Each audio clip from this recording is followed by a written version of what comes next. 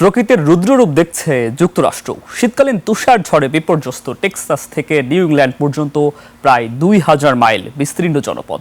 বৃষ্টি অঙ্গরাজ্যে জারি করা হয়েছে জরুরি অবস্থা। গেল ১০ বছরে সবচেয়ে ভয়াবহ এই তুষার ঝড়ে এরই মধ্যে বেশ কয়েকজনের প্রাণহানি ঘটেছে। বিদ্যুৎহীন অবস্থায় ১০ লক্ষাধিক মানুষ। বাতিল করা হয়েছে ১১,০০০-এরও বেশি ফ্লাইট। তাফসির ফিজার ডেস্ক রিপোর্ট। ৭২ ঘন্টা ময়েশ্চার লক সমৃদ্ধ লিলি বডি ওয়াশ, শিয়া বাটারের গুডনেস স্কিন রিপেয়ার করে রাখে সফট ও গ্লো।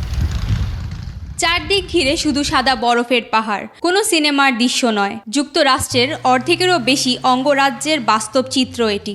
উত্তর মেরুর শীতল বাতাস দক্ষিণ দিকে ধেয়ে আসায় শুরু হয়েছে এই তুষার ঝড়। যুক্তরাষ্ট্রের তাপমাত্রা এখন -10 ডিগ্রি সেলসিয়াস। আকাশপথ থেকে সড়কপথ বিপর্যয় নেমে এসেছে প্রায় সবখানেই। রোববার দেশটিতে বাতিল করা হয়েছে ১১,০০০-এরও বেশি ফ্লাইট। রাস্তায় শতাধিক গাড়ি দুর্ঘটনার খবরও পাওয়া গেছে।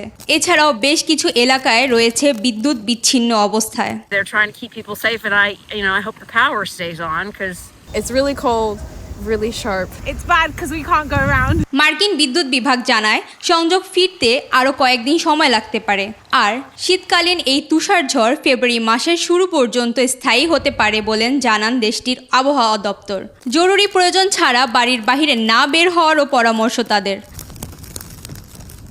এই অবস্থায় নিউ ইয়র্কে মোতায়েন করা হয়েছে ন্যাশনাল গার্ড। পরিস্থিতিকে ঐতিহাসিক বিপর্যয় আখ্যা দিয়ে দেশবাসীকে নিরাপদে থাকার আহ্বান জানিয়েছে প্রেসিডেন্ট ডোনাল্ড ট্রাম্প।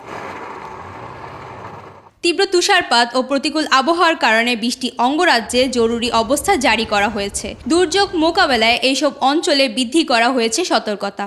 ওয়াশিংটন ডিসিতে সামরিকভাবে বন্ধের ঘোষণা রয়েছে বাংলাদেশ দূতাবাসের কার্যক্রম। তাফসির ফিজা, নিউজ ডেস্ক, ২১ টেলিভিশন।